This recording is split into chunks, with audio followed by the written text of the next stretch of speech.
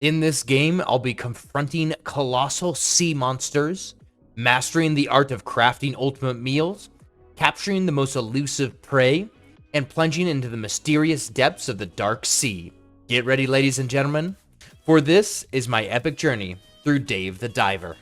As the game begins, I find myself leisurely reclining on a tranquil beach, soaking in the serene atmosphere. Then suddenly, a feisty hermit crab launches a surprise attack aiming to pinch more than just the sand, if you know what I mean. After shooing the creature away, I receive an unexpected call from my friend. He's passionate about starting a sushi business and wants me to join him. Without a second thought, I hastily pack my bags and embark on a thrilling new adventure. As I reach my destination to rendezvous with my friend Cobra, he whisks me away on his sleek boat. With an enigmatic glint in his eye, he confides in me about an extraordinary task: to catch elusive fish in the enigmatic giant blue hole. He emphasizes that the terrain and ecology of this mysterious abyss transform with every dive. Without further ado, I take the plunge into the giant blue hole. Cobra, my underwater sensei, gives me the lowdown and even shows me the ancient ways of wielding a knife underwater and how to handle my trusty harpoon gun. After mastering the basics, Cobra takes me back to the sushi restaurant where I come face to face with the man, the myth, the legend himself, Bancho the master sushi chef. Just as I'm meeting Bancho, tragedy strikes. An earthquake hits the restaurant, leaving a path of destruction. Now it's up to me to gather the ingredients the restaurant needs to make money for the repairs. Tasked by Bancho to gather 7 more fish to satisfy the hungry customers, I wasted no time and headed straight into the blue hole. As I dove in, the thrill of harpoon fishing took over, and the sea goldie was my first conquest. With the adrenaline pumping, I caught as many fish as I could carry. While I was collecting fish, my oxygen ran out in what felt like the blink of an eye, forcing me to return to the boat to get some air. Luckily, I was able to catch exactly 7 fish, and I was ready for my first night at the sushi restaurant. This was my first time working and managing a restaurant. Bancho taught me how to create a menu with the fish I acquired, and he also taught me how to pour green tea properly. He then taught me how to serve food to customers, and oh boy was I nervous. It was finally time to open the restaurant, and with Bancho as the chef, and me as the server, I do have to say, we nailed it. After closing down the restaurant, I was met with a gruesome cutscene of an octopus tentacle attacking a shipping boat and dragging the shipping boat down into the sea. As the new day began, I geared up and prepared to dive back into the blue hole. I needed to earn 100 coins to repair Bancho's sushi and attract more customers. But at the moment, I was at a dismal negative 45 coins. Yes, you heard me right. I was in debt.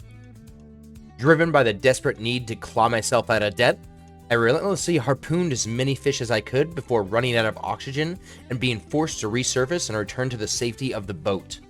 As I surfaced and returned to the boat, Cobra cautioned me about the perils of the blue hole and urged me to arm myself before venturing into its depths. Following his advice, he connected me with his acquaintance Duff, a skilled weaponsmith who would play a crucial role in preparing me for the challenges ahead.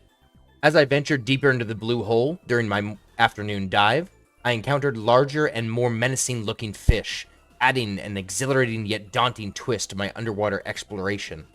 Upon resurfacing and returning to the ship, I received a delightful phone call from Duff, informing me that he would be able to craft a gun using the materials I had gathered. After I sent my request to Duff for the gun I wanted to be crafted, the game showed me one of the most beautiful cutscenes I've ever seen in my life, and after that, Duff became my favorite character in the game.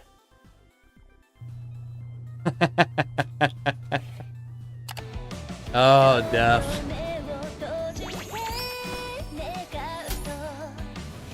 Oh my god. Duff's the man! In a flash, my custom weapon was crafted. However, before I could put it to use, it was time to open shop at the sushi restaurant. Prior to opening the sushi restaurant, I sought to elevate some of my sushi dishes. As I clicked the enhance button, Bancho demonstrated his mastery of the craft, revealing why he was a force to be reckoned with within his own right.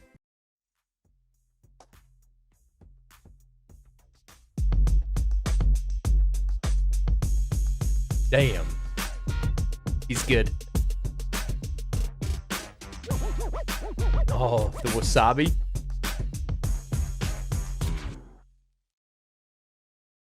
I love this guy. Feeling inspired after witnessing a master at work, I was fueled with determination. This led to another exceptional 5-star night at the restaurant. The next morning, I encountered a fellow named Dr. Bacon, an archaeologist specializing in the study of the Sea People civilization.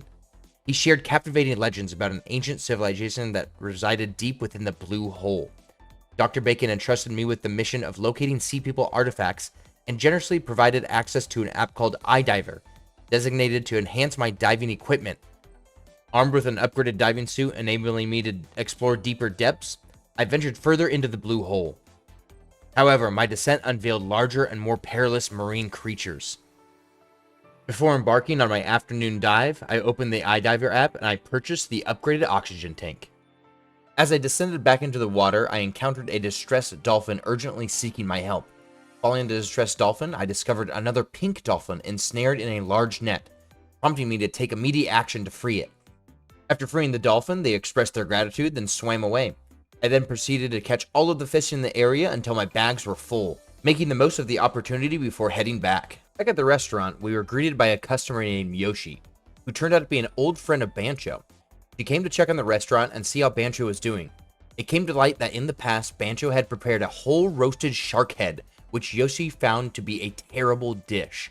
In an effort to prove her wrong, Bancho asked me to venture out and get a white-tip reef shark head to prepare for Yoshi.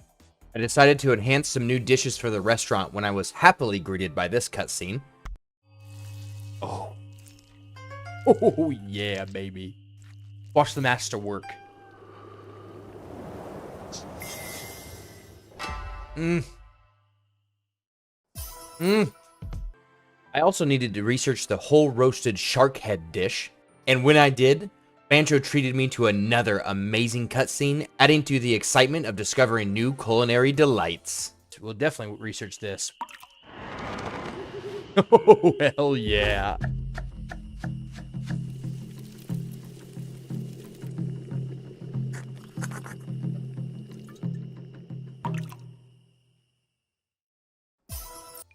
With new goals in my sights, I dove back into the water for my morning dive, aiming to search for two things: the Sea People artifact and a white-tip reef shark to kill. Unfortunately, during my morning dive, I found neither of those two things. However, back on the boat, I was greeted by a man named Sato, who bore a striking resemblance to Ash Ketchum. He introduced me to a trading card app called Marin Ka, where every fish I collect will earn me a card in the app, similar to a Pokédex. During my afternoon dive, I ventured even deeper into the Blue Hole. Unfortunately, I didn't find any artifacts or sharks, but I did manage to collect a ton of new fish to serve at the restaurant tonight. The next day, during my morning dive, I was greeted by my dolphin friend, who seemed to need help once again.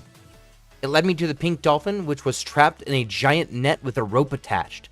As I started to cut the net, bullets began to rain down upon me from the surface. It became clear that the net the dolphin was stuck in was attached to a boat. Fortunately, I was able to save the dolphin from the poachers once again. After capturing a ton of new fish during my morning and afternoon dives, it was time to head back to Bancho Sushi to enhance more of my dishes. This time, my efforts were rewarded with a amazing cutscene. New one.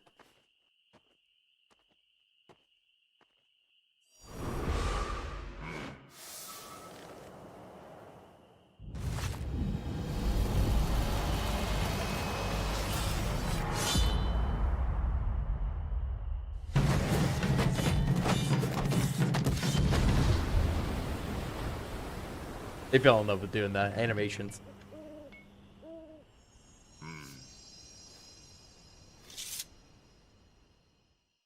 Just ridiculous. The next day, during my morning dive, I ventured deeper into the east of the Blue Hole, an area I had explored very little of. There, I discovered the Sea People artifact. As soon as I grabbed the artifact, a massive eye appeared in the sea near my location. Oh my god! Holy smokes! What is that? That's terrifying! Oh my gosh! In fear for my life, I hurried back to the boat. However, on my way, I encountered the white-tip reef shark I had been searching for. I swiftly took out my rifle and dodged its attacks while aiming for its face, eventually bringing down my first shark. After getting back to the surface, I showed the artifact to Dr. Bacon. He congratulated us and encouraged us to keep up the good work. Then I headed back to the sushi restaurant where Yoshi was waiting for us. I presented the shark head to Bancho, and he crafted the most amazing white-tip reef shark head. It was especially made for his dear friend Yoshi.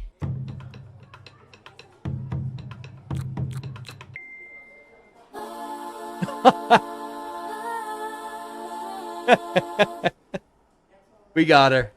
We got her with the old Shokugeki no Soma.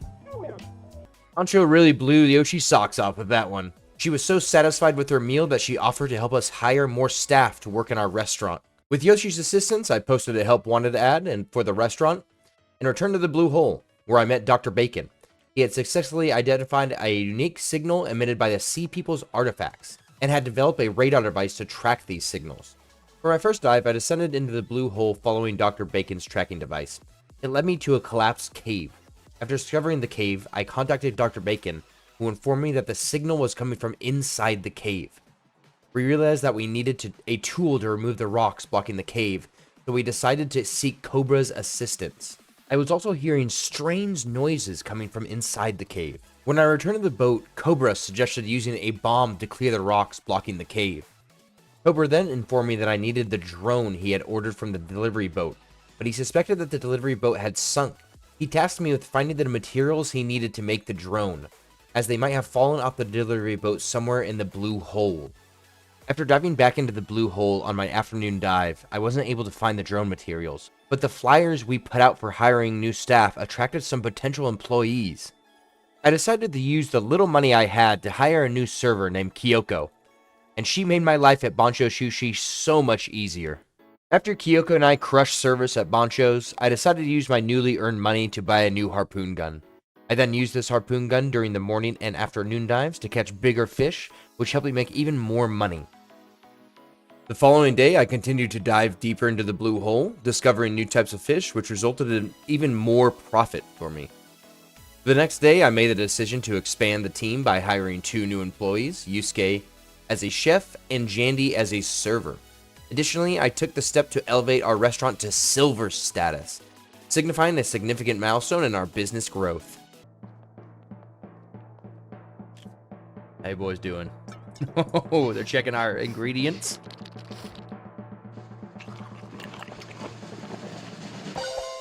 Yeah! Now that our restaurant has achieved silver status, we anticipate a significant increase in customers. To make the most of this opportunity, the following day I made a decision to craft a hush gun. This innovative tool serves as a trank gun, allowing me to safely incapacitate fish without harming them, ultimately increasing the amount of sushi I can attain from them. Oh, this is the man right here. I love this guy. Yes. Yes. Oh. That's the best one. That's the best one.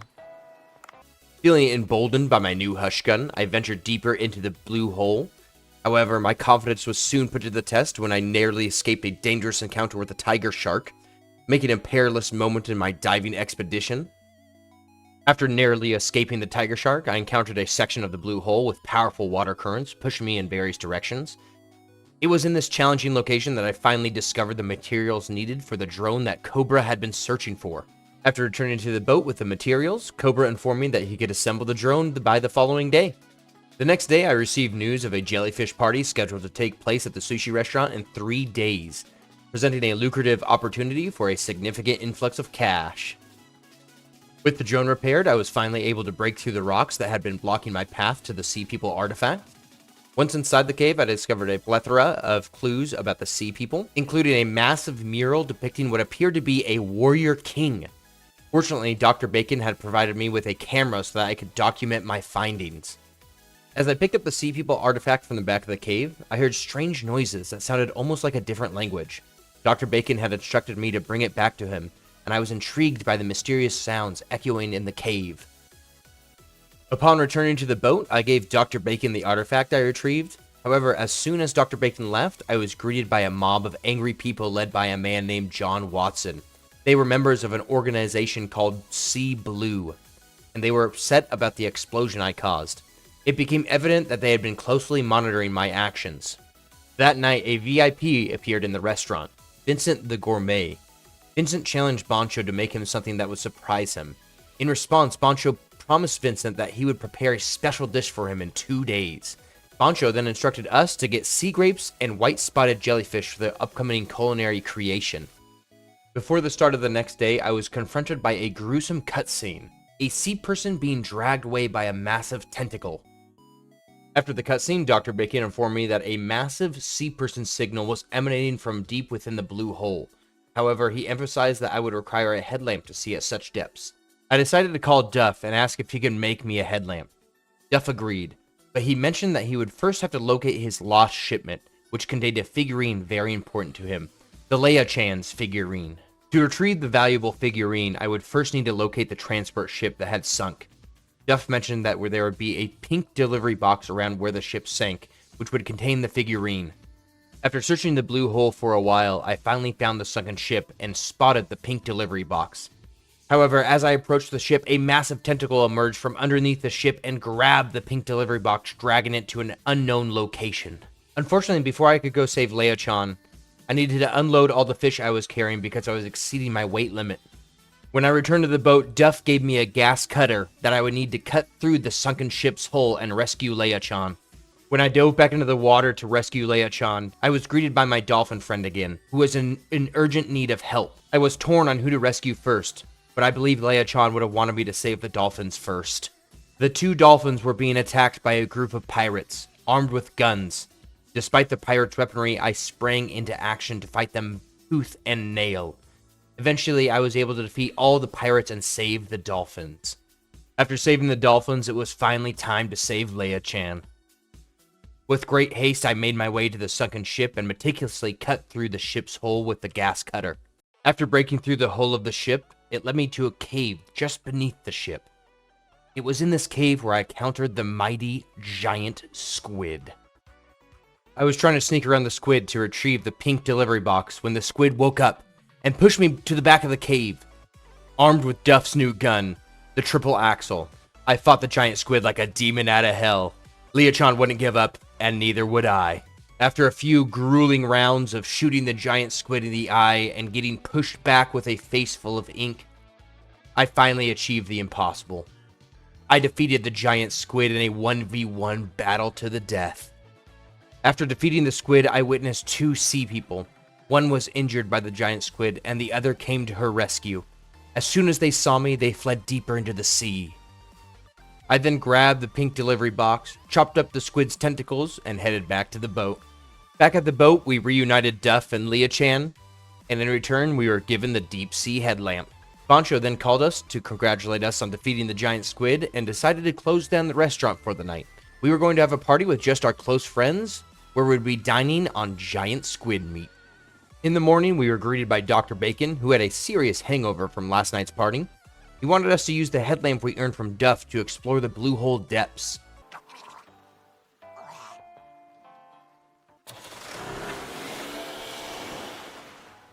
Gross! The current diving suit I had couldn't withstand the pressure of the blue hole depths. I still needed to upgrade it further. For my afternoon dive, I decided to fill up my fish storage until it was at maximum capacity in order to make the most money possible. That night at Bancho's Sushi, Vincent the Gourmet was present to eat Bancho's jellyfish sushi and complete their challenge. And true to form, Bancho went to work. 1 serving of jellyfish sushi coming right up, Mr. VIP. Look at our god chef. Doing the Lord's work. And Bancho taught Vincent a lesson he will never forget. He's trying to chump check us. Got him, baby. After showing Vincent what a real master chef is, he suggested adding beer to our menu to enhance the dining experience. Following that, it was time to upgrade our restaurant from silver to gold. With all the money I raked in from promoting my restaurant, it was finally time to upgrade my diving suit and explore the deep blue hole. One of the first creatures I encountered in the blue hole depths was a massive, creepy, frilled shark. After exploring deeper, I encountered two sea people from the giant squid fight. It seemed like they were trying to say something, but I couldn't understand them. Dr. Bacon advised me to return to the boat so he could find a way to translate their language. Back at the boat, Dr. Bacon suggested that he could build a translator if he had the right materials. He would need a sea people stone tablet, a microphone, and an amethyst. All of these items were in the blue hole, I just needed to find them. After Dr. Bacon left, I received a phone call from a man named Udo, a reporter from the magazine Weekly Fish. He wanted me to take pictures of interesting fish when I could, and I gladly accepted. During my next dive, I didn't find any of the materials I needed for the Sea People quest, but I did collect as many jellyfish as I could in preparation for the jellyfish party tonight. When I returned to the restaurant, I decided to hire another cook named Pie for the jellyfish party. Additionally, I met a man sitting at the bar named Otto, who asked me to catch some moray eels for a special moray eel curry. He promised to give me something in return, so I gladly accepted. Otto mentioned that moray eels only come out of their rocks at night, so I'd have to do some night diving to catch them. The jellyfish party was a huge success, with a large number of customers lining up for jellyfish dishes. It turned out to be my most profitable day with a 100% increase in sales. With the extra income from the successful jellyfish party, I was able to upgrade my cargo box, allowing me to carry more fish. Encouraged by this, I ventured deep into the blue hole depths where I stumbled upon a pickaxe, and I used that pickaxe to get some amethyst. While exploring the deep depths of the blue hole, I stumbled upon something truly incredible, a massive sunfish.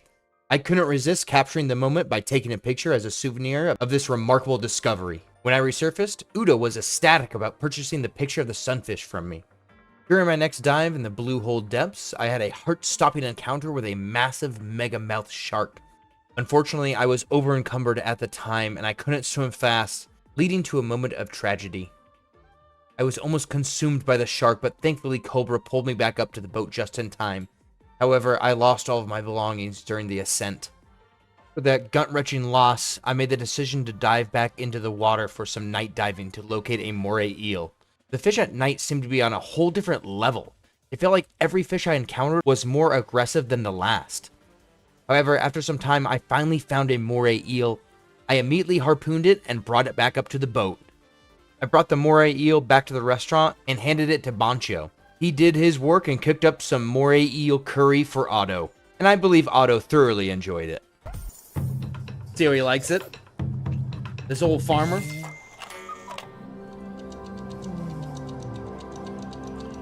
Just a boy again. Gorgeous. Oh. Otto then asked me to meet him at the empty lot behind the restaurant after the restaurant closed for the night.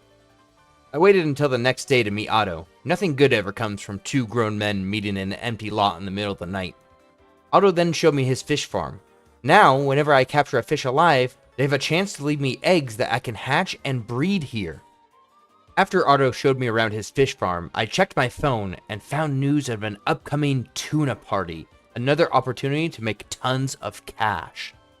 The only problem was that tuna are very hard to catch. Luckily, Cobra told me he had the perfect tool for catching tuna, and that he would have it ready after my morning dive. For my morning dive, Cobra gave me a secret weapon for catching large fish like tuna and sharks, an underwater drone.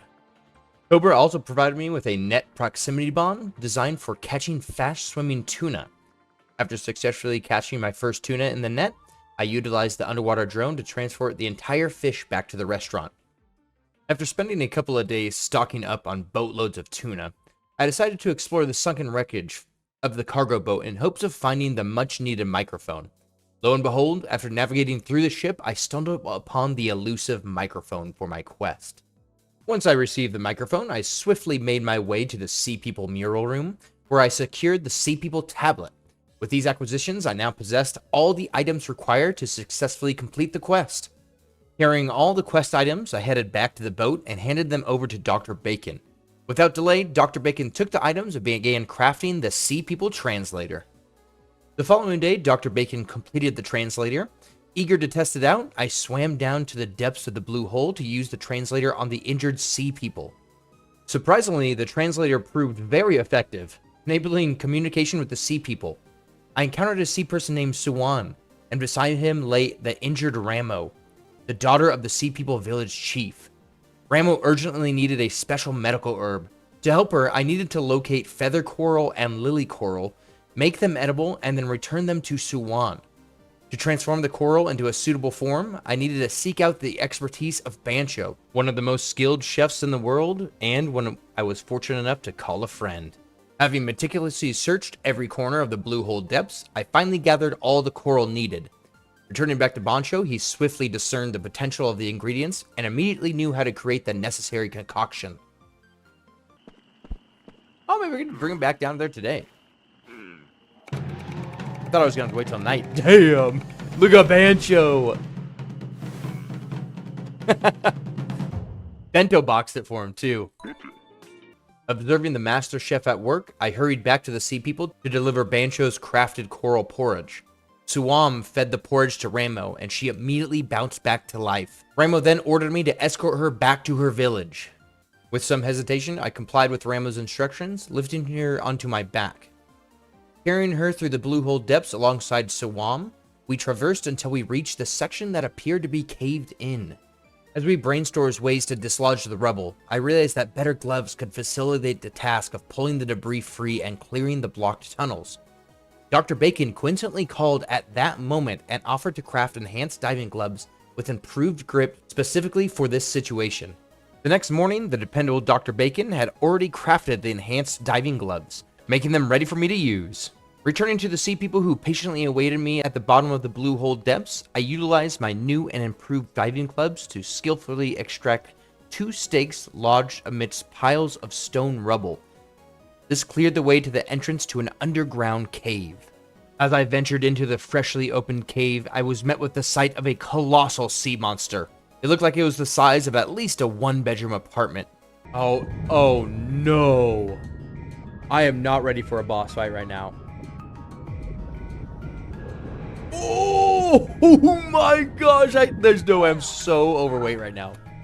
Prior to facing the colossal fish monster in combat, I deemed it wise to transport my cargo back to the boat and equip myself with more potent weapons in anticipation for the impending battle. Once I had unloaded my fish, I returned to the sea cave, fully prepared to confront the formidable beast lurking within. Debris so deep. We gotta fight this giant guy. He is terrifying too. Oh, look at that guy! Woo! Holy! Here we go. Boss fight time. Wolfeel. In a gut-wrenching battle, the creature relentlessly attempted to pull me into its gaping mouth, darting back and forth across the screen. It even cunningly concealed itself deeper in the water, attempting to spearhead me. However, at the conclusion of the intense encounter, it was I who emerged victorious. Having defeated the colossal wolf eel, I finally gained entry to the Sea People village. Oh, ooh, this is cool. Is that an ice place up there? Okay. Ramo guided me to meet her father, the village chief. During our conversation, the chief revealed the urgent challenges faced by the sea people, involving mysterious earthquakes around the blue hole and the concerning melting of the ice from their divine tree. However, the chief couldn't readily accept my assistance until I earned the village's trust. To achieve that, I was instructed to return to the Sea People village the next day and attentively listen to the villagers' requests. When I returned to the restaurant that night to resume work, it appeared that my adventures with the Sea People had caused me to arrive later than expected. Unfortunately, there was no one there except for Miss Yoshi. As I poured Miss Yoshi a beer, she began to share an intriguing tale of Bancho's past. 12 years ago, Yoshi and Bancho worked together at the Dugon Hotel. Their story revolved around a troublesome reoccurring guest, Lewis Crawford, a renowned actress at the pinnacle of her career. Crawford, known for her picky and gourmet taste, had consistently given poor reviews to her previous accommodations. The hotel, in an effort to avoid a scathing critique, treated her as a VIP. Recognizing Bancho's expertise in reinterpreting Japanese cuisine, the hotel decided to serve her his specialty. However, Bancho, driven by his passion for introducing new flavors rather than catering to specific preferences, proposed making shark for Miss Crawford. Unconvinced, Yoshi urged Bancho to create a more ordinary Japanese dish to please the demanding guest. Reluctantly, Banjo agreed to make shrimp tempura for Miss Crawford. On the day of her arrival, Miss Crawford immediately insulted Bancho's culinary skills. Despite the efforts, she harshly criticized the basic Japanese dish. In response, Bancho apologized and promised to prepare something that would truly satisfy her. In a surprising turn of events, Bancho presented the whole roasted shark head dish to Miss Crawford. Shocked and disgusted by its appearance, she refused to even take a bite, canceling her stay and leaving a scathing review about the hotel. This incident led to Bancho quitting his job, expressing the need for further training. The following morning, after hearing Bancho's heartbreaking backstory, I returned to the Sea People village, where I had the opportunity to meet all the inhabitants and fulfill any requests they had for me. As I diligently worked on fulfilling the Sea People's requests, I found myself swimming around the blue hole when I suddenly heard a particular noise: the cries of a baby humpback whale. The cries led me to discover a baby humpback whale trapped in a caved-in underwater sea cave. After successfully dislodging the rocks blocking the cave, I comforted the scared calf and guided it back to the surface, where I had previously seen its mother swimming. Upon reaching the surface, we were faced with a group of hungry-looking sharks. Fortunately for us, the mama whale swiftly arrived to take care of the sharks, ensuring our safe passage.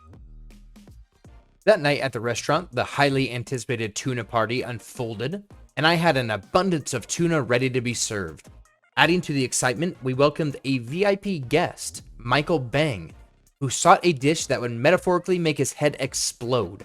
Bancho, always up for a culinary challenge, asked Michael to return in 3 days for the creation of his explosive dish. However, to prepare it, I needed to acquire some high-quality rice.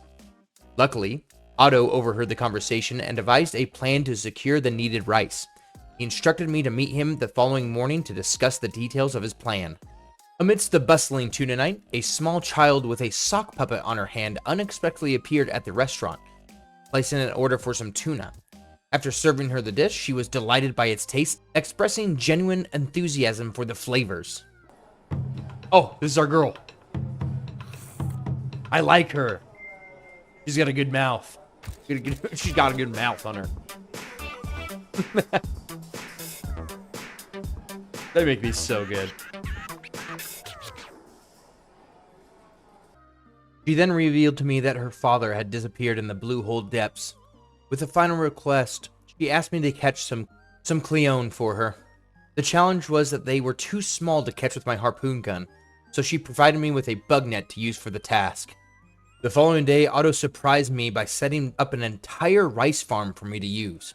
All I needed to do was return daily to tend to the crops, picking at the weeds, and purchasing and planting more seeds after each harvest. The next day, while I was swimming around catching Cleone, or the little girl with the sock puppet, a sudden surprise awaited me. Out of nowhere, a giant Cleone attacked me, pulling me deep into the sea. Oh, this thing's weird. Oh! What? The Cleone Queen dragged me back to her lair, sparking an epic confrontation.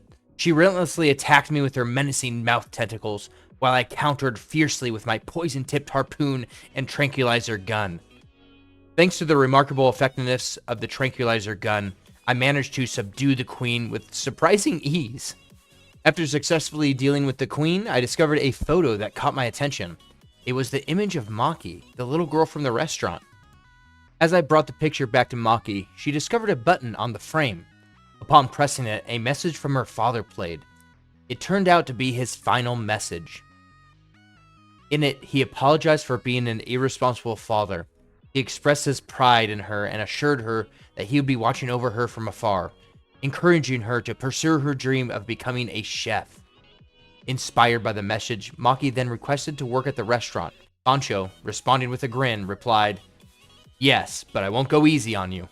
And just like that, we had another chef cooking in the kitchen. The following day, I returned to the Sea People village and diligently completed all the small tasks they required of me. Having earned their trust, I approached Tenzin, the Sea People village chief. Impressed by my efforts, Tenzin opened up about the challenges the village was facing. He explained that a massive tree covered in ice, known as the Divine Tree, served as a crucial energy source for the village. However, the heat from the planet was causing the glacier covering the tree to melt, resulting in sickness among the villagers. To address the issue, they needed to inspect the glacier beneath the surface.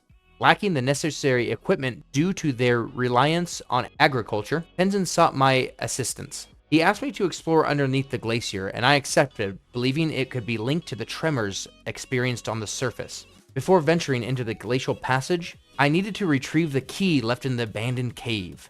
Prior to entering the abandoned cave, I decided to take a few more days to upgrade my gear, collect additional fish, and amass more money. During this time, a beautiful cutscene unfolded, revealing Duff's dreams after days of work.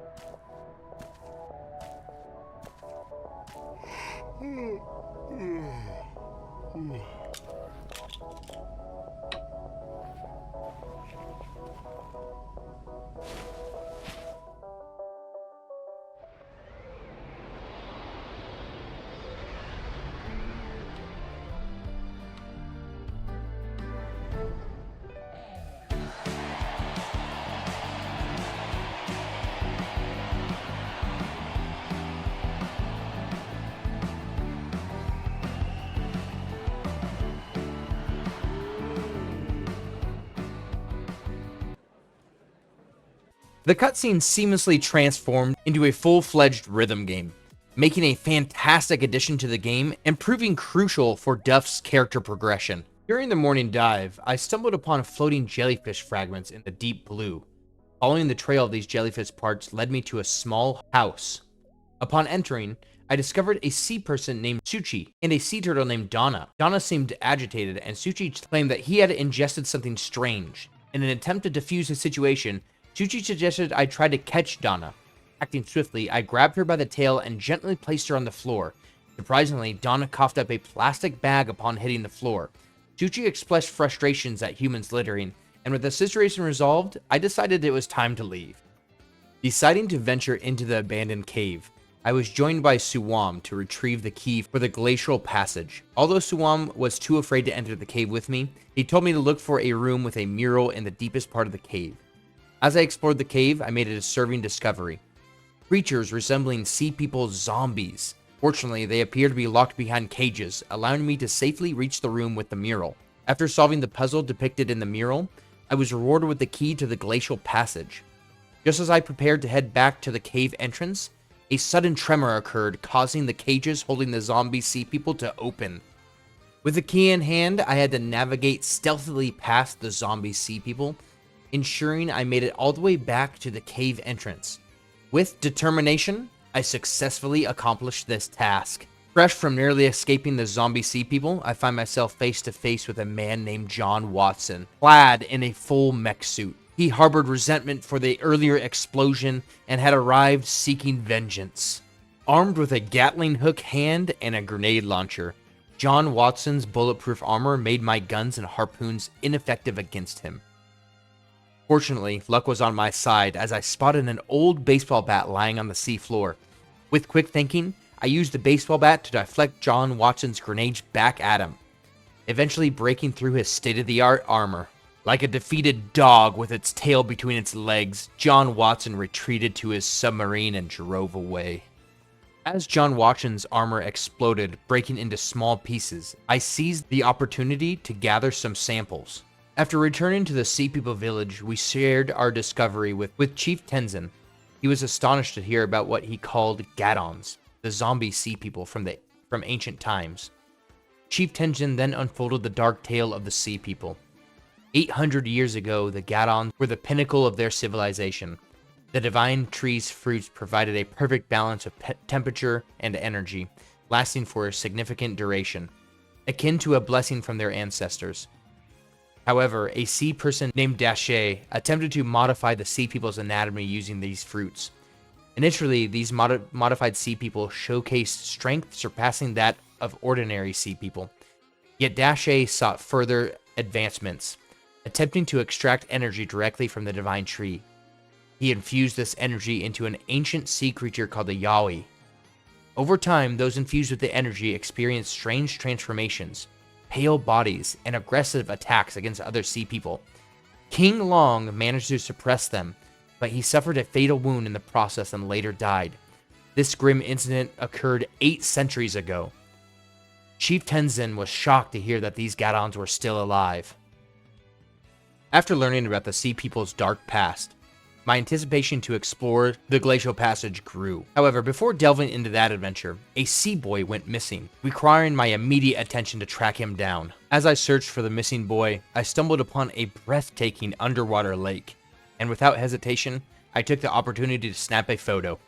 A few meters past the underwater lake, my discovery took a grim turn as I found a massive goblin shark pinning the sea girl to the wall. Without hesitation, I sprang into action, engaging in a fierce battle against the formidable creature.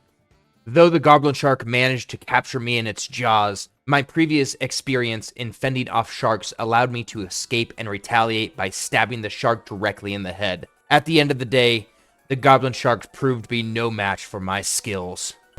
Oh, I got him! Man, I just annihilated him. Let's harvest him. After harvesting some goblin shark meat and reuniting the little sea person with their family, I decided to express my gratitude by treating one of the villagers to Bancho's cooking. Ooh! He gets to try Bancho's cooking.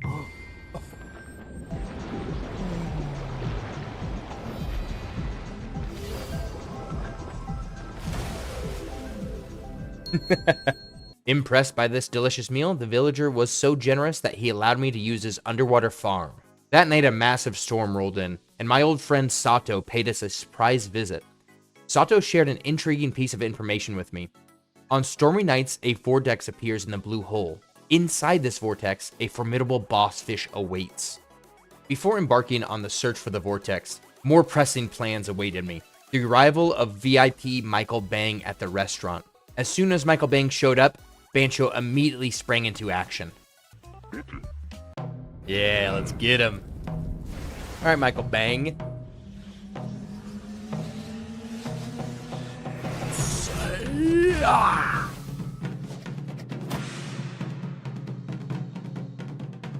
And let's just say, Michael Bang thought the flavors were quite explosive.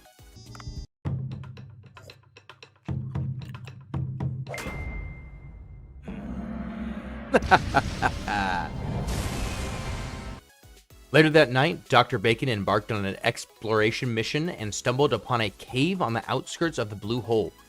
Surprisingly, he started receiving sea people signals from within the cave. As Dr. Bacon delved deeper, he uncovered 3 murals. Upon deciphering these murals, he deducted that the sea people were once allies with the humans, sharing their defined fruit.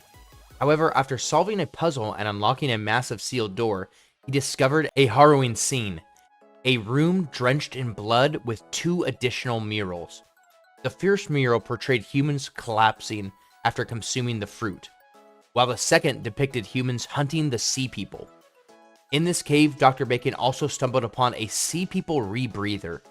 While thoroughly exploring the cave, Dr. Bacon suddenly caught wind of some commotion outside, prompting him to investigate. To his surprise, he encountered 3 disgruntled pirates who clearly were not pleased to see him. Panicking, Dr. Bacon hastily retreated back to his boat. What ensued was an intense, high-speed boat chase, with Dr. Bacon skillfully dodging both pirate bullets and massive stones protruding out from the sea. In the end, he managed to outmaneuver the pirates, emerging from the ordeal virtually unscathed. What a remarkable display of badassery. Armed with the key I retrieved from the abandoned cave, teeming with zombie sea people, and the sea people rebreather Dr. Bacon obtained, I was now fully prepared to enter the glacial passage. Meeting up with Shuan, he guided me to the door, showing me the way forward. Oh yeah, new area. Thank God. It seems like the last area too.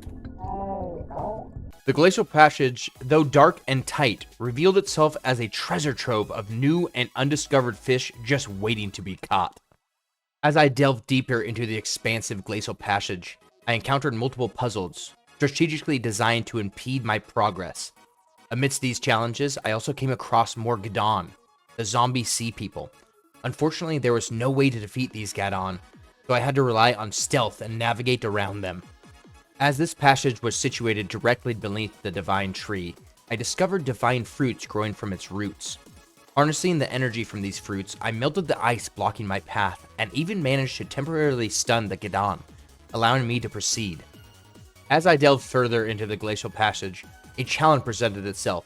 While I attempted to solve a puzzle using the magnifying beam of light from the divine fruit, I needed the beam to reflect off a mirror and melt the ice blocking my path. However, I encountered a hurdle. I couldn't adjust the mirror to the required angle. Faced with this setback, I had no choice but to retreat back to the boat, temporarily halting my progress. Fortunately, upon returning to the boat, Cobra had a solution to my problem. He proposed using a crowbar to overcome the hurdle. Although he had ordered one a while back, it was on the same delivery ship that sank. The crowbar might still be lying around the wreckage. I decided to set up for the crowbar the next morning, keeping in mind I still had my shift at the sushi restaurant later that night. At the restaurant, a new VIP customer named Sammy, the rap star, arrived. He expressed a desire for vegetable sushi, which wasn't on the menu. Bancho, always up for a challenge, assured Sammy that he would craft the perfect vegetable sushi in 3 days. Fortunately, Otto came to the rescue with a plan and a new field for me to use, allowing me to plant the vegetables needed for Sammy's special order.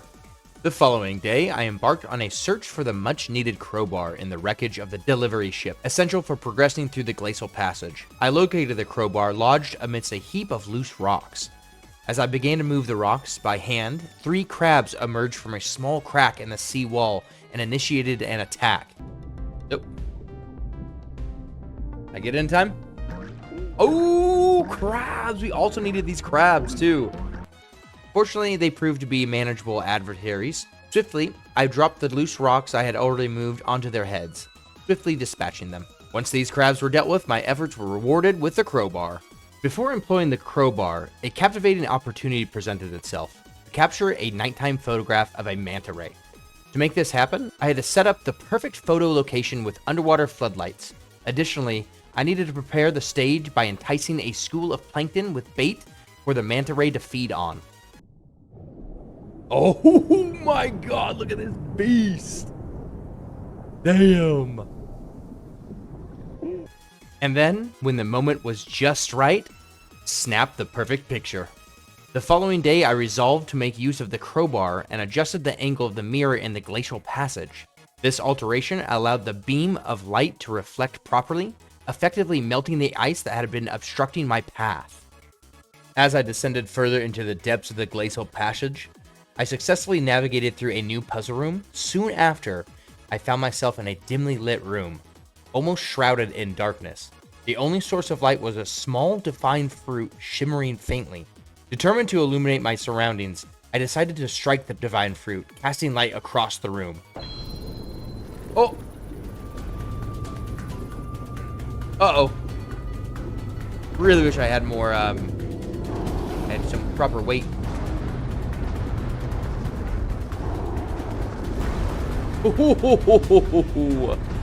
That guy's crazy.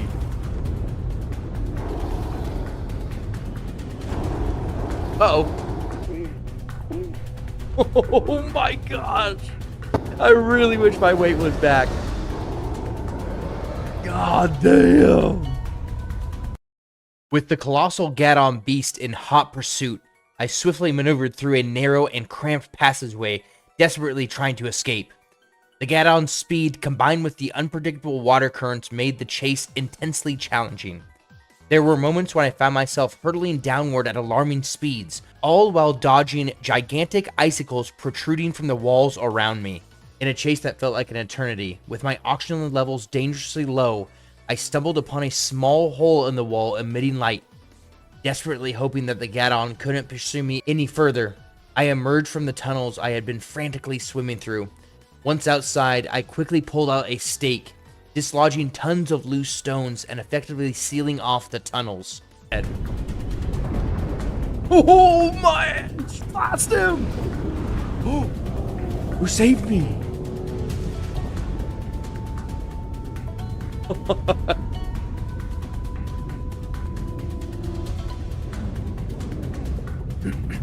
God damn.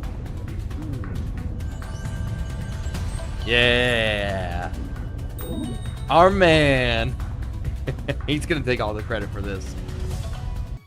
Following Suwan's timely rescue, he instructed me to grab a lever and pull. As I pulled the lever, two pieces of a mirror seamlessly came together, creating a portal that led back to the Sea People village. Unfortunately, the extremely low temperatures in the glacial area prevented immediate exploration. It was time to regroup and formulate a plan. Returning to the Sea People village, I conveyed to Chief Tenzin the frigid conditions hindering exploration of the glacial region. In response, he provided me with divine tree fruit clothes, known to withstand extreme cold. Upon returning to the boat, a lone woman on a wooden raft paddled over to us. She introduced herself as Clara and inquired if we had come across any great white sharks. She was on the hunt for a specific one named Klaus, who only makes appearances on stormy nights. Clara requested my assistance in locating Klaus's hideout. The following morning, Dr. Bacon paid me a visit.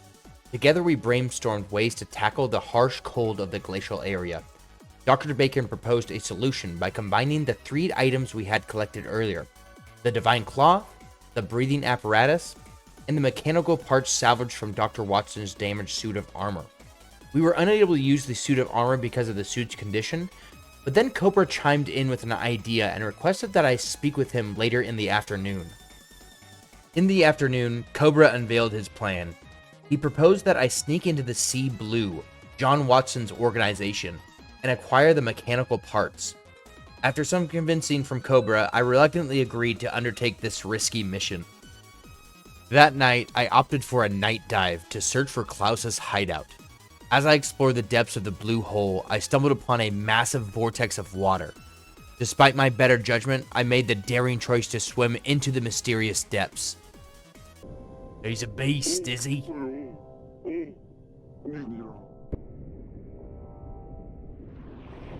He's a beast! Upon entering the vortex, I found myself face to face with Klaus. Without a second thought, I drew my rifle and began firing at the massive shark.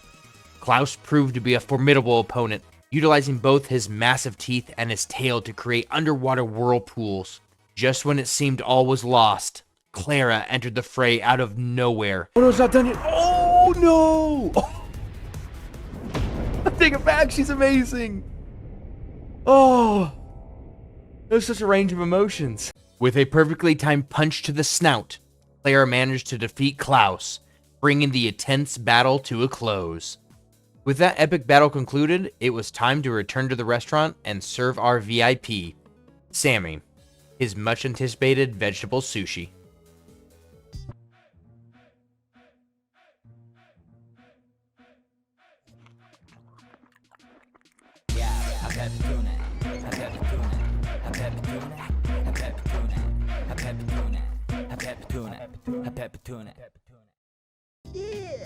As it turns out, Sammy is actually Otto's son. The revelation of their estrangement for 8 long years prompted a heartfelt reunion. After the emotional encounter, Sammy agreed to pay a visit to Otto at his farm. That night, Cobra and I decided it was time to put our plan into action and break into Blue Sea to steal the operational mechanical parts. The plan was simple. Follow one of Blue Sea's drones back to their base, and after tailing the drone for a short period, it led me directly to their headquarters. Blue Sea's headquarters were heavily guarded, with armed personnel at every turn. Navigating through the base required a careful and strategic approach to avoid detection. Fortunately, my skills in stealth provided invaluable in maneuvering through the facility undetected. Having successfully infiltrated the base and reached the office at the top, I located the much-needed mechanical parts. Just as I was in the process of collecting them, armed guards discovered my presence and stormed into the office.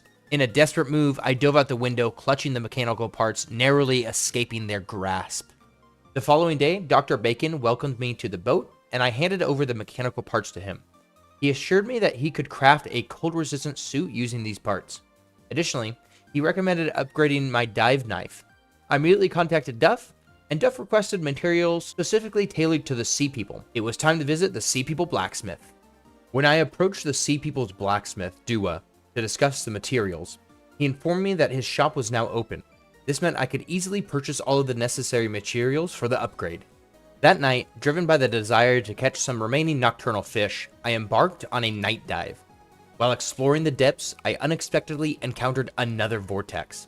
Overcoming my fear and fueled by curiosity, I decided to dive into the swirling mass to explore the depths. Within the colossal vortex, my surroundings transformed into an empty room with a toppled dump truck. However, upon approaching the vehicle, I discovered a colossal hermit crab hiding inside, and it was clearly agitated. Engaged in a fierce battle with a colossal crustacean, I strategized to target the dump truck on its back for maximum impact. Fortunately, the surroundings were scattered with explosive barrels filled with toxic sewage. Swiftly seizing these barrels, I hurled them at the hermit crab. Although its dump truck shell proved resilient, relentless efforts led to its ultimate destruction. He was spawning the things, but his claw's so big. What a cheesy boss. Excitement filled the air at the restaurant as a new VIP, Wang Peng, arrived, challenging Boncho to a cooking match with Chinese cuisine as the theme. Vincent, the judge, would determine the winner in 2 days. Unfazed by the challenge, Boncho, brimming with enthusiasm, aimed to create a unique dish using wheat, olive oil, and eggs, promising a culinary experience Vincent had never encountered. Late into the night, while tidying up the restaurant and preparing to leave, I heard Momo, the cat, meowing outside. Intrigued, I followed Momo as he wandered, only to discover something heartwarming. Momo had a litter of kittens. Choosing to bring Momo's entire family back to the restaurant, I informed Boncho, who graciously allowed them to stay, ensuring they always had enough food to spare for the feline family. With Dr. Bacon completing work on our new suit, I eagerly donned it the next day. The suit fit perfectly, and at last, I was ready to dive into the unexplored depths of the glacial region.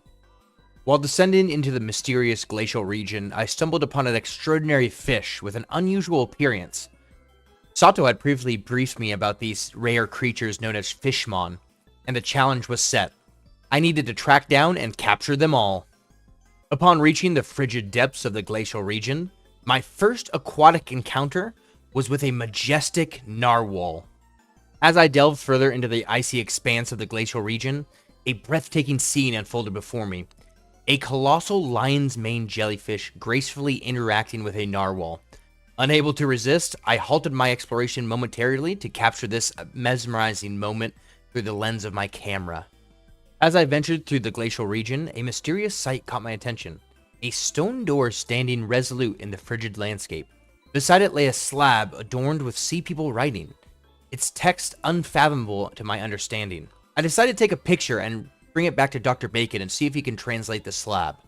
Back at the boat, Dr. Bacon allowed me to use his decoding equipment on the Sea People writing engraved on the stone tablet. After deciphering the inscription, Dr. Bacon concluded that it held the essence of a spell, yet he lacked the specifics. Consequently, he urged me to consult the Sea People and gather more information on this mysterious incantation. I then made my way to the Sea People village, heading towards their sacred shrine. Upon arriving, I found Naomi, the village priestess, and Suam hanging out. Showing them the image of the stone slab, I asked Naomi for her insight. The inscription revealed the existence of 3 significant doors, each concealing a switch leading to the divine control room. Naomi's analysis suggested that the earthquake originated from the divine tree control room. To access the first room, I needed to employ a Sea People spell. Fortunately, Suam, always reliable, was there to assist. Teach me how it's done, Suama. Suam.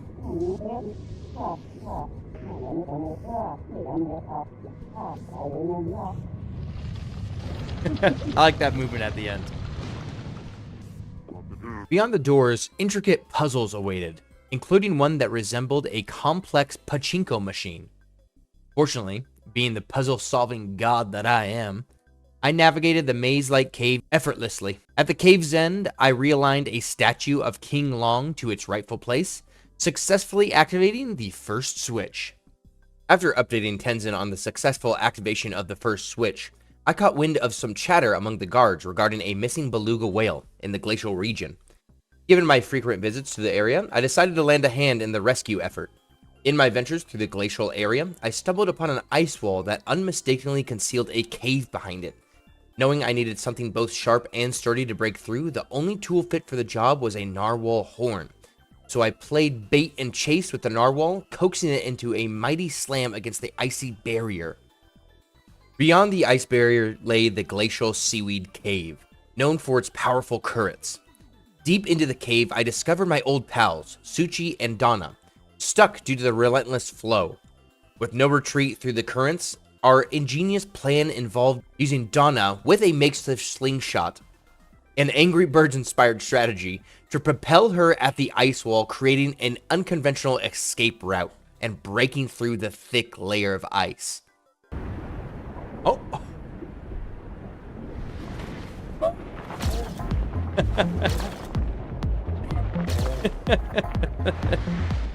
What a beautiful exit.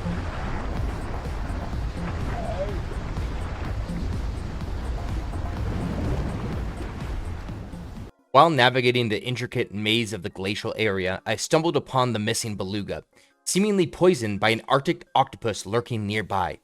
To extract the needed anti-venom, I engaged in a pursuit through the maze-like caverns, cornering the octopus and convincing it to part with the remedy before letting it go.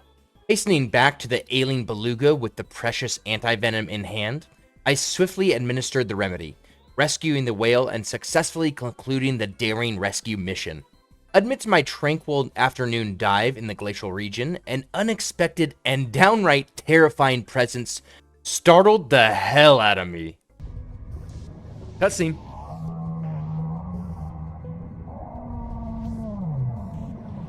A titan! Bowhead whale! Oh my god. He's terrifying. This is one that ate Pinocchio. Whales are so scary. Whales are gross. Attempting to shake off the unsettling image, I resurfaced and returned to Bancho's sushi haven for the night. For tonight was the highly anticipated sushi showdown between Bancho and Wang Pang. It's Challenge the Chef Day. Hell yeah! Oh man, we're really going for it this time.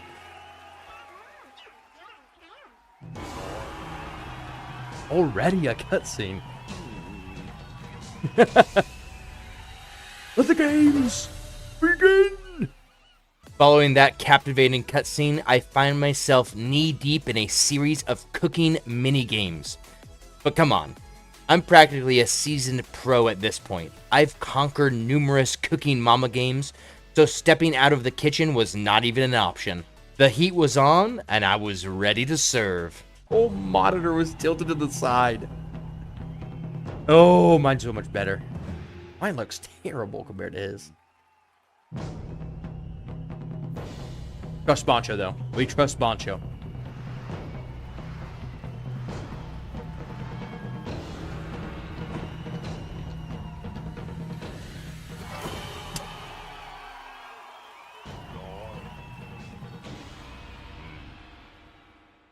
Hell yeah. After utterly crushing Wang Pang in the competition, Bancho caught the culinary bug and was on fire. He was eager to dive into the world of Chinese cuisine and whip up more delectable dishes. The kitchen was about to witness a fusion of flavors, and Bancho was leading the charge with newfound zeal. Navigating the frigid waters of the glacial passage, I stumbled upon the second door, guarded fiercely by a massive current. Before I could come up with a plan, my trusty beluga buddy, grateful for the recent rescue mission, appeared seemingly out of the icy abyss. It was like my aquatic chauffeur, gracefully offering me a ride on its sturdy back. Ready for the unconventional underwater Uber, I hopped on. Hitching a ride on the back of my beluga's back, we plunged through the ferocious currents of the second door, reaching a cave on the other side. The currents in this narrow passage were relentless, pushing us back and hindering our movements. Navigating through a sea of jellyfish and dodging icy stalagmites, my trusty beluga, with its mighty noggin, plowed through obstacles like a marine battering ram. Emerging from the cavern's chaos, I was greeted by a sight even more chilling than the icy currents. Mega jellyfish! Me and my beluga friend immediately sprung into action. In the heat of the underwater battle, my beluga buddy and I devised a cunning plan. Dodging poison bubbles and explosive jellyfish offspring, we executed a brilliant strategy. Relentlessly ramming the beluga's robust head into the jellyfish's eye until victory was ours. Got it! Woohoo! Mama! Yes! Me and my beluga. High five, beluga. With a taste of triumph lingering in the salt water, I plunged into the next chamber, my sights set on the sought-after treasure, the second switch. A swift swim and a decisive activation later, I was left with just one more switch standing between me and the Divine Tree control room.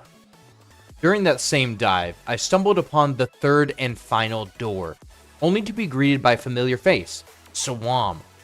Eager to contribute to the mission that concerned both humans and sea people, Swam had been attempting to access the final door and activate the last switch by himself. However, a formidable obstacle lay before him, a colossal air pocket inside the door, rendering Swam breathless out of his aquatic element. Teaming up with Swam turned out to be a stroke of genius. Our collaborative efforts formed a seamless partnership.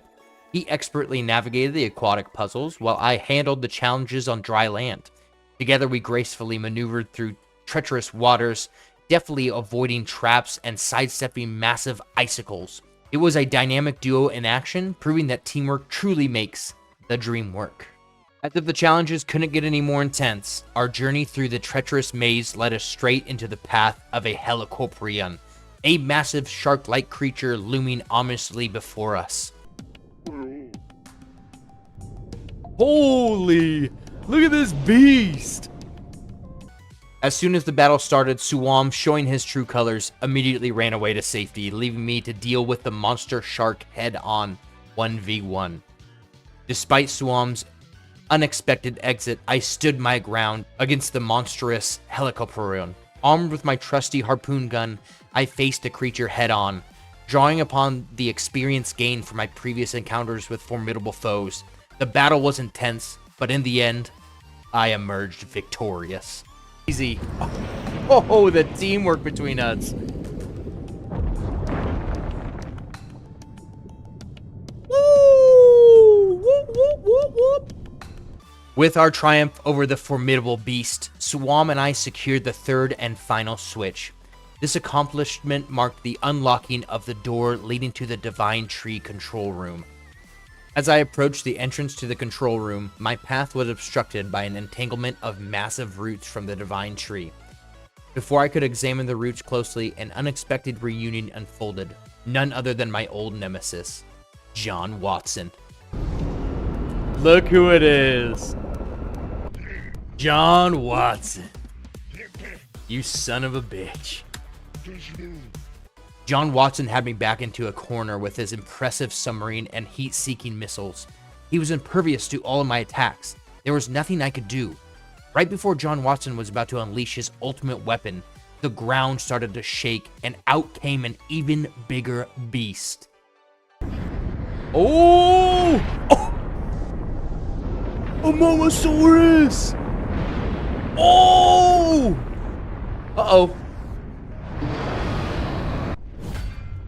Chronosaurus, the time god. As the Chronosaurus tore open John Watson's submarine with a single mighty bite, it redirected its attention toward me. In a frantic panic, I surveyed the wreckage and noticed the missile launcher was detached from John Watson's submarine. Swiftly diving down, I seized the missile launcher and unleashed a barrage of projectiles straight into the Chronosaurus's face. securing my triumph over this colossic prehistoric beast. Nice! We got him! Oh. That little pooch outside, I got my heart pumping. Post-battle, I approached the obstructing roots at the entrance of the control room. Suddenly, an underwater drone descended and a holographic image of Dr. Bacon materialized from it. Dr. Bacon explained that Duff had designed the drone for glacial depths and equipped it with a laser cutter, ideal for the task at hand. The drone swiftly began its work, slicing through the roots. Dr. Bacon informed me it would take 2 days to complete the job, urging me to return then. The following night, Vincent returned with a fresh challenger for Bancho, the boastful Alex, the fish fryer. After a bit of trash talk from Alex, the announcer declared that we would have 2 days to prepare for the competition, precisely the time required for the laser cutter to complete its task of cutting through the roots. In the midst of competition preparations, I opted for a bit of night diving. Sato had tipped me off about a vortex forming in the stormy night. Navigating through the dark waters, I eventually stumbled upon the vortex and cautiously delved into its mysterious depths. Within the vortex, a sight both terrifying and oddly impressive awaited me. A colossal mantis shrimp adorned with a pair of boxing gloves. My emotions teetered between fear and awe at the sheer spectacle before me. My brief moment in shock and awe quickly transformed into a fight for survival as I found myself thrown into the ring with the colossal mantis shrimp. It was a battle where every move mattered. I deftly avoided the shrimp's powerful punches, strategically targeting its vulnerable eyes with my harpoon. Yet the creature had a special right hook that proved impossible to evade, prompting me to use my surroundings for defense. Raising a giant buoy as a shield, I exploited the shrimp's momentary vulnerability, concluding the fight with a precise harpoon shot straight to its eyes. With the triumph over the mantis shrimp in my dive log, I made a few more plunges to secure all the ingredients necessary for the upcoming competition at the restaurant, and the day of the culinary showdown had finally arrived, and both Bancho and Alex were brimming with enthusiasm and determination.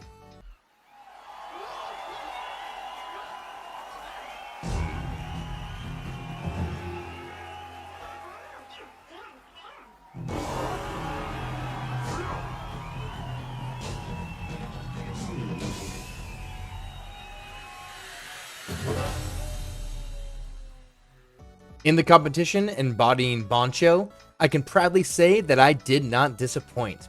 I obliterated every cooking minigame that crossed my path, nearly concluding the competition with a perfect score. It was now time to head into the Divine Tree control room.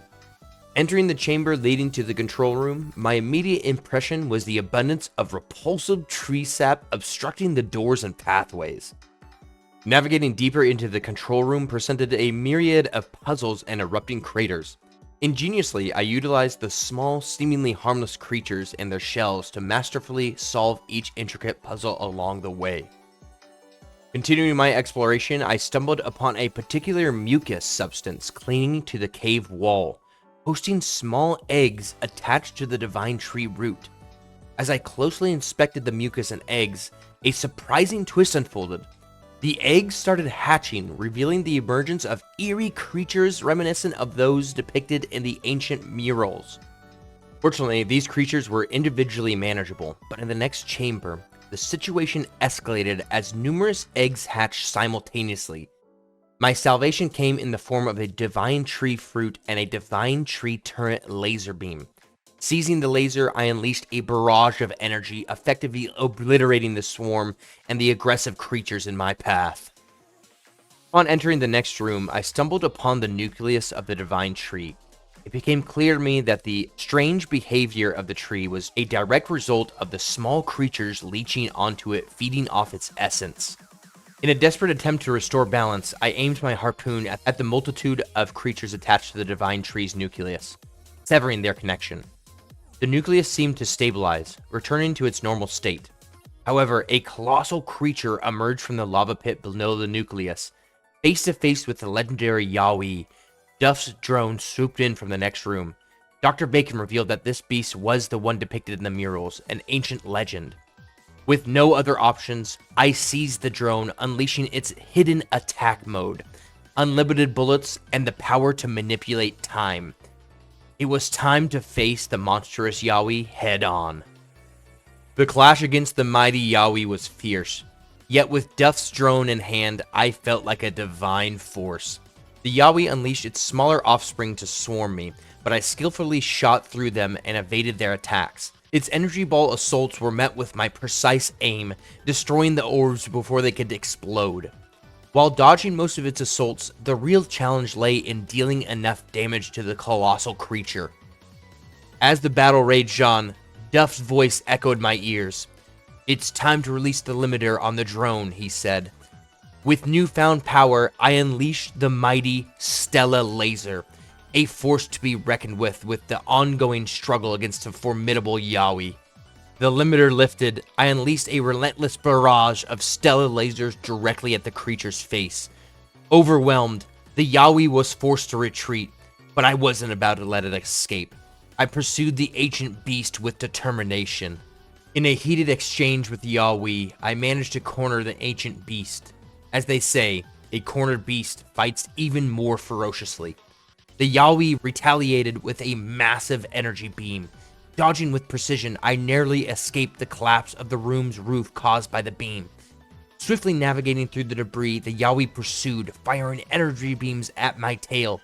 Racing against time, I eventually reached a dead end.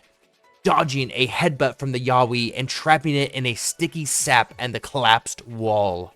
With the drone Duff crafted now broken after the chase, I spotted a Divine Tree laser turret in the room.